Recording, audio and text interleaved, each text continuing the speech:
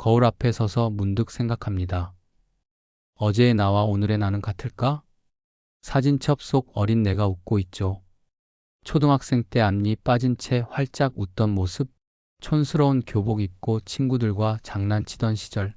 그 아이는 분명 나였지만 지금의 나와는 너무 다르게 느껴집니다. 그때와 지금 우리는 같은 사람일까요? 아니면 이어진 듯 보이지만 완전히 다른 존재일까요? 생각해보면 우리는 수없이 변했습니다. 어릴 적엔 달고나 사탕이 최고였지만 지금은 커피 한 잔이 더 그립습니다. 10년 전엔 돈이 행복이라 믿었지만 지금은 건강과 여유가 더 소중합니다. 예전엔 밤을 새워 놀고 싶었는데 이젠 1시간이라도 더 자고 싶습니다. 취향도 변하고 가치관도 변하고 얼굴과 몸까지 변해왔습니다. 그래서 질문이 생깁니다. 이렇게 변하는 나를 과연 같은 나라 부를 수 있을까요? 매 순간 달라진다면 무엇이 변하지 않고 남아 나는 나다라고 말할 수 있을까요? 흥미로운 점이 있습니다. 우리는 분명 변했다고 느끼지만 동시에 변하지 않았다고도 느낍니다. 어린 시절의 사진을 보며 저건 분명히 나야라고 생각합니다. 하지만 그때의 나는 지금과 전혀 다른 생각을 하고 다른 꿈을 꾸고 있었죠.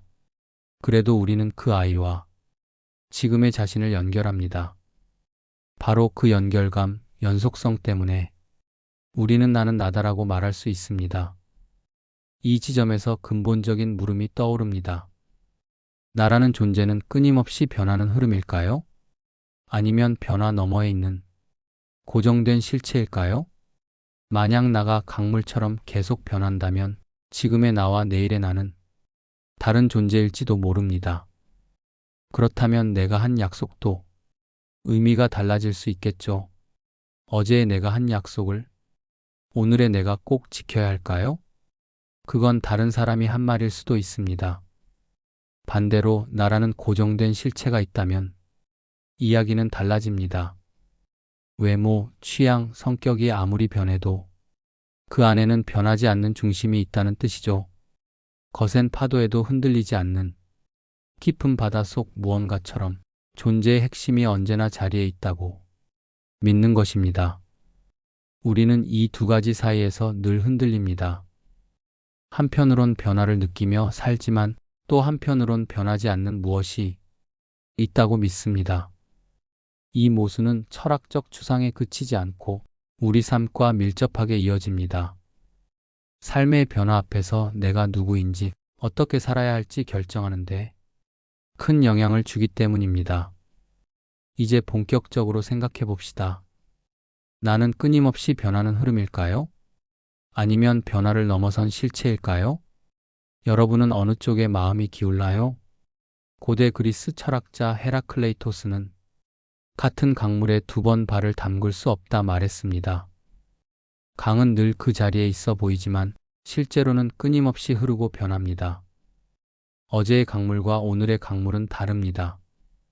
똑같은 순간은 다시 오지 않습니다. 이 비유는 모든 것이 변하고 있음을 강조합니다. 그 안에는 당연히 나도 포함됩니다.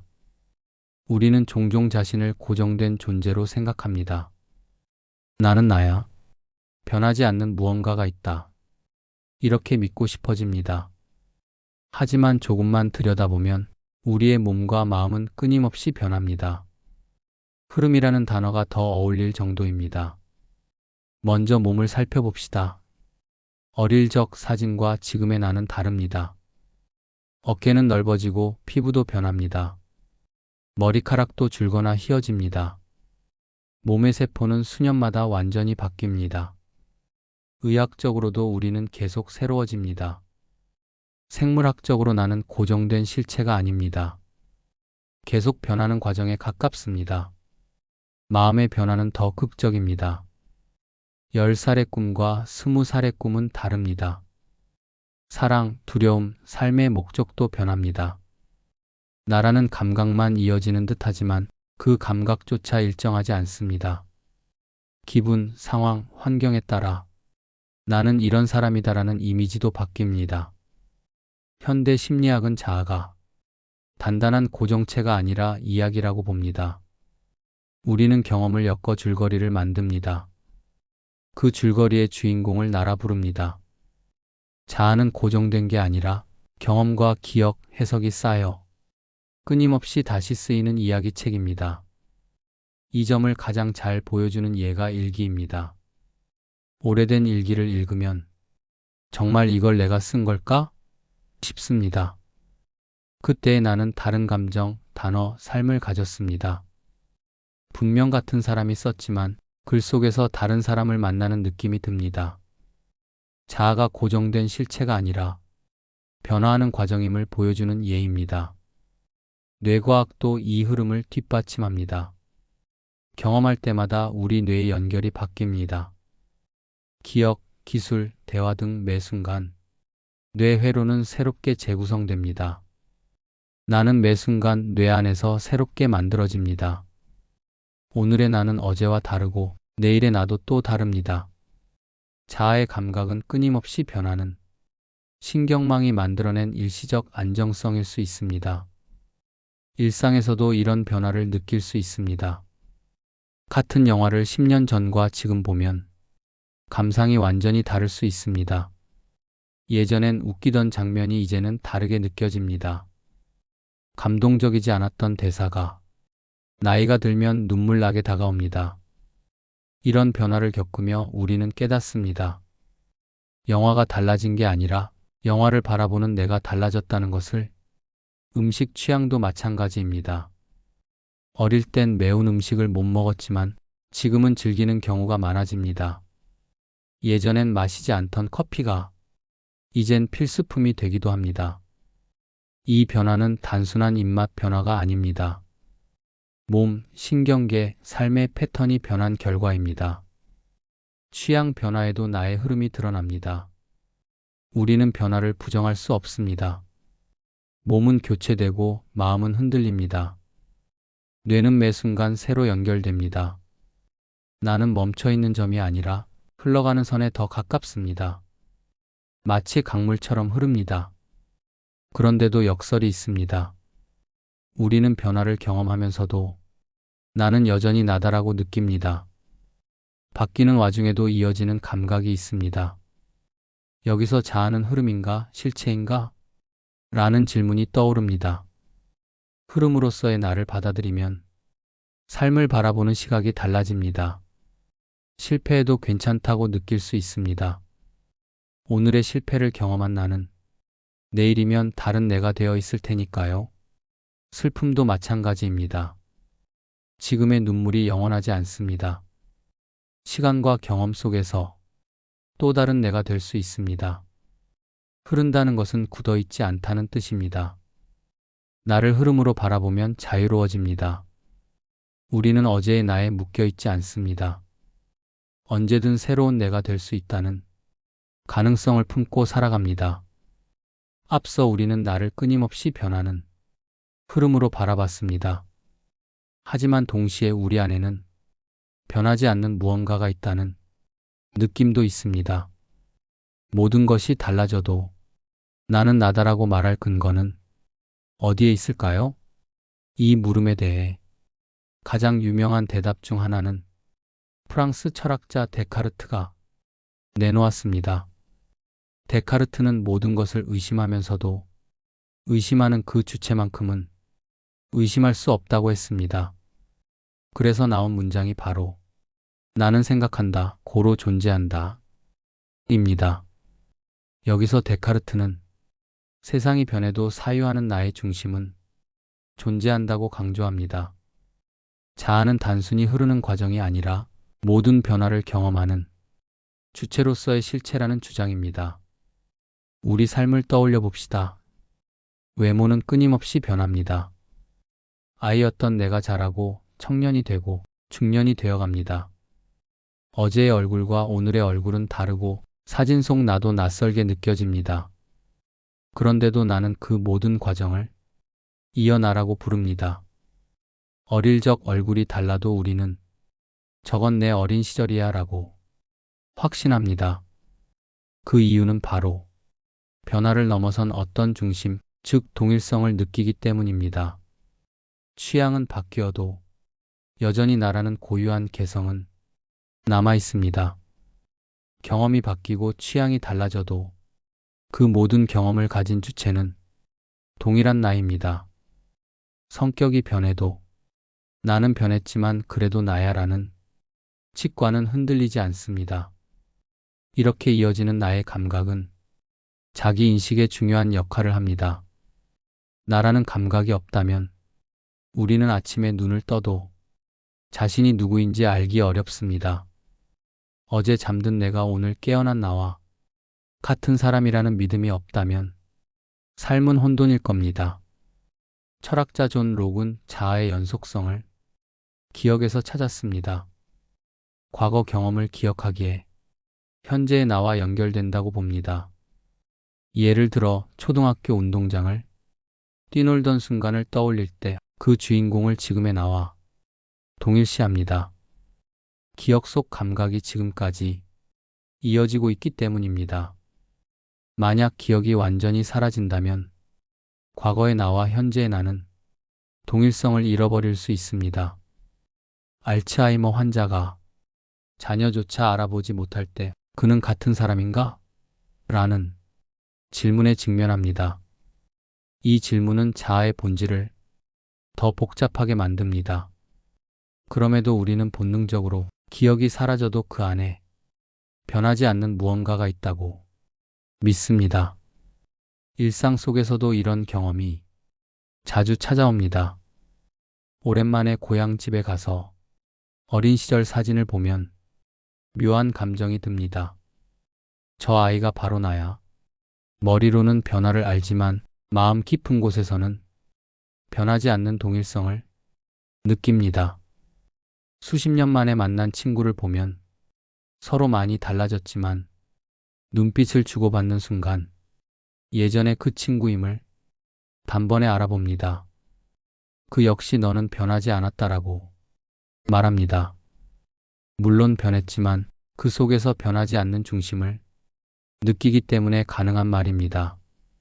이처럼 우리는 변하면서도 변화를 넘어서는 나를 직관적으로 경험합니다. 그 중심은 설명하기 어렵지만 분명히 체감됩니다. 만약 나가 흐름일 뿐이라면 책임이라는 개념도 성립하기 힘듭니다.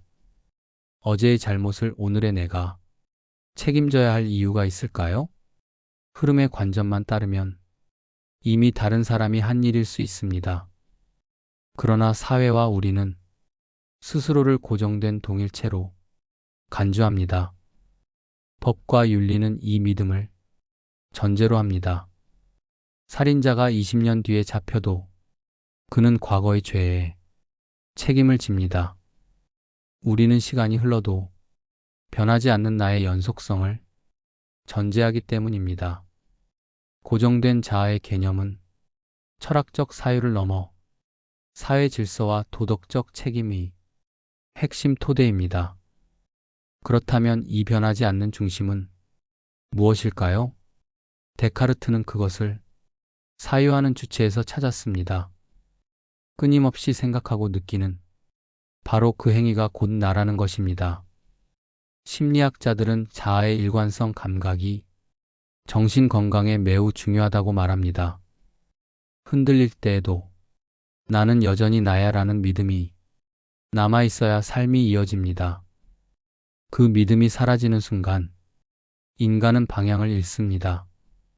그래서 사람들은 자기 이름을 되뇌고 사진을 모으고 일기를 쓰며 나는 나다라는 흔적을 붙잡으려 합니다. 지금까지 살펴본 것처럼 자아는 단순히 흐르는 강물만은 아닙니다. 그 안에는 변화를 넘어선 고정된 중심이 있다는 감각이 분명 존재합니다. 우리는 이 두 가지 사이에서 끊임없이 줄타기를 합니다. 변화를 실감하면서도 동시에 변하지 않는 자신을 믿고 싶어 합니다. 여기서 중요한 물음이 떠오릅니다. 자아란 정말로 두 가지 중 하나일까요? 아니면 변하는 흐름과 변하지 않는 중심이 서로 맞물려 만들어내는 복합적인 존재일까요? 이제 다음 단계에서는 이 두 관점이 어떻게 연결될 수 있는지, 그리고 현대 철학과 과학은 어떤 답을 내놓고 있는지 함께 살펴보겠습니다. 우리는 지금까지 두 가지 시선을 살펴봤습니다. 첫째, 나는 끊임없이 변하는 강물 같다는 관점. 둘째, 변화 너머 고정된 중심이 있다는 관점입니다. 그렇다면 진실은 어디에 있을까요? 혹은 두 관점 모두 옳을 수도 있습니다. 17세기 철학자 존 록은 새로운 시각을 제시했습니다. 정체성을 이어주는 것은 기억이다라고 했죠. 어릴 적 행동과 지금의 내가 연결되는 건 내가 그것을 기억하기 때문입니다. 예를 들면 초등학교 때 친구와 다툰 기억을 떠올릴 수 있다면 그때의 나와 지금의 나를 같은 사람으로 여깁니다. 하지만 기억이 전혀 없다면 그 경험은 나와 상관없는 과거가 될 수도 있습니다. 즉, 기억이 끊어지면 자아의 연속성도 희미해집니다. 이 생각은 삶의 여러 장면에서 드러납니다. 사람들은 여행 사진을 찍고 일기를 쓰고 기록을 남깁니다. 단순히 추억을 남기기 위해서만은 아닙니다. 그 기록을 통해 저건 분명 내 삶이었어 라고 확인하고 싶어 하기 때문입니다. 기억은 우리를 이어주는 가장 강력한 끈입니다. 현대 뇌과학도 비슷한 이야기를 합니다. 우리의 세포는 계속 바뀌지만 자아의 감각은 사라지지 않습니다. 왜냐하면 뇌에 쌓인 패턴이 있기 때문입니다. 경험은 신경세포의 연결을 바꾸고 새 흔적을 남깁니다. 이 흔적들이 쌓여 반응, 성격, 취향, 행동 방식이 만들어집니다. 즉, 몸은 바뀌어도 나라는 이야기는 그 패턴의 연속성 위에 세워집니다. 예를 들어 피아노 배우는 과정을 생각해 봅시다. 처음엔 손가락이 엉키지만 수없이 연습하며 뇌 회로가 바뀌고 결국 손이 저절로 움직입니다. 이때 여전히 나지만 새로운 나가 되어간다는 사실을 느끼게 됩니다. 이것은 변화와 지속이 동시에 일어나는 순간입니다. 결국 자아는 흐름과 중심이 대립하기보다 긴장 속에 공존할지 모릅니다. 매 순간 변하면서도 그 변화들을 하나로 묶어주는 중심 감각이 있습니다. 자아는 계속 다시 쓰이는 이야기책이지만 그 이야기엔 일관된 주제와 목소리가 있습니다. 이런 시선을 우리는 삶에서 자주 경험합니다. 예를 들어 직업을 바꾸거나 새 인간관계를 맺을 때 전혀 다른 삶을 살게 됩니다. 하지만 그 모든 변화는 내 인생의 또 다른 장으로 느껴집니다. 책의 내용은 달라져도 저자는 같습니다. 영화에 비유하면 더 이해하기 쉽습니다. 영화 속 주인공은 시간이 흐르며 변합니다. 그래도 우리는 끝까지 같은 인물이라고 느낍니다. 그 변화의 과정을 하나의 이야기로 연결해 보기 때문입니다. 삶이라는 긴 영화 속에서 나는 많은 장면을 겪으며 달라집니다. 하지만 그 모든 장면을 하나의 이야기로 묶어주는 주인공이 있으니 우리는 나는 여전히 나다라고 말할 수 있습니다. 일상에서도 이 중간 지점을 볼 수 있습니다. 오랜만에 만난 친구에게 넌 많이 변했다와 그래도 넌 여전하다는 말을 동시에 듣기도 하죠. 이 두 말은 모순되지 않습니다. 겉모습과 생각은 변했지만 그 안에는 변하지 않는 무언가가 흐르기 때문입니다. 또 다른 예로 부모와 자식의 관계를 생각해 봅시다. 아이들은 자라며 얼굴도 성격도 취향도 달라집니다. 하지만 부모는 늘 저 아이는 내 아이야 라는 동일성을 느낍니다. 아이 역시 부모에게 같은 감각을 품죠. 이는 단지 외모나 현재 모습 때문이 아니라 관계 속에서 이어지는 이야기의 연속성 때문입니다. 결국 자아를 흐름으로만, 고정된 실체로만 보긴 어렵습니다. 우리는 변하면서도 이어지고 끊임없이 새로워지면서도 중심을 지닌 존재입니다. 이것을 설명하는 좋은 말이 바로 서사적 존재입니다. 자아는 소설처럼 끝없이 이어지는 줄거리 속에서 만들어집니다. 매 장마다 새로운 사건이 일어나고 주인공은 성장하거나 좌절합니다. 그 과정에서 인물은 달라지지만 독자는 여전히 같은 주인공의 이야기라고 느낍니다. 우리의 삶도 다르지 않습니다. 우리는 변하면서도 하나의 이야기를 써내려가며 그 이야기의 주인공으로 자신을 인식합니다. 따라서 자아의 본질은 단순히 흐름인가 고정된 실체인가라는 이분법으로 설명하기 어렵습니다. 오히려 자아는 흐름과 중심이 동시에 작용하는 긴장 속에 존재합니다. 우리는 변하기에 새로운 길을 걷고 이어지기 때문에 자신을 잃지 않고 살아갑니다. 마지막으로 이런 질문을 할 수 있습니다. 여러분은 지금의 자신을 어떤 이야기 속 주인공으로 보고 계신가요? 변화를 두려워하기보다 그것이 내 이야기를 풍성하게 만든다는 사실을 받아들이는 것, 그리고 그 속에서도 나는 나다라는 목소리를 지켜내는 것, 그것이 아마 자아를 살아간다는 의미일지 모릅니다. 우리는 지금까지 나라는 존재가 흐름인지 고정된 실체인지 살펴봤습니다. 끊임없이 변한다는 사실은 부정할 수 없습니다. 몸은 세포 단위로 바뀌고 마음은 경험에 따라 달라집니다. 취향과 가치관도 수시로 바뀝니다. 그럼에도 우리는 여전히 나는 나다라는 감각을 놓치지 않습니다. 바뀌면서도 이어지는 무언가가 있기 때문입니다. 결국 자아는 흐름이나 고정된 실체 중 하나로만 설명되기 어렵습니다. 두 가지가 서로 맞물려 있는 존재일지도 모릅니다. 변화가 있기에 우리는 새로운 사람이 될 수 있습니다. 연속성이 있기에 과거의 나와 오늘의 나를 하나로 묶을 수 있습니다. 마치 강물이 흐르면서도 여전히 그 강이라 불리듯 우리는 변하면서도 여전히 나로 남습니다. 이 질문은 단순한 철학적 사유에 그치지 않습니다. 삶의 순간마다 우리는 나는 누구인가? 라는 물음을 만납니다. 새로운 일을 시작할 때, 낯선 관계 앞에 섰을 때, 거울 속에 자신이 낯설 때, 다시 이 질문을 떠올립니다. 그때마다 답은 조금씩 달라질 수 있습니다. 어제의 나는 오늘과 다르고 내일의 나는 또 다른 나일 테니까요. 하지만 중요한 건 변화를 두려워하지 않아도 된다는 사실입니다. 흐름으로서의 나를 받아들인다면 실패와 아픔도 영원히 고정된 것이 아님을 알 수 있습니다. 고정된 나의 중심을 인정하면 어떤 변화 속에서도 자신을 잃지 않을 수 있습니다. 우리는 이렇게 변화와 지속 사이에서 균형을 찾아 살아갑니다. 이제 질문을 다시 여러분께 돌려드리고 싶습니다. 여러분은 어떤 쪽에 더 마음이 기울어지시나요? 끊임없이 변하는 흐름 속의 나인가요? 아니면 변화를 넘어서는 고정된 실체로서의 나인가요?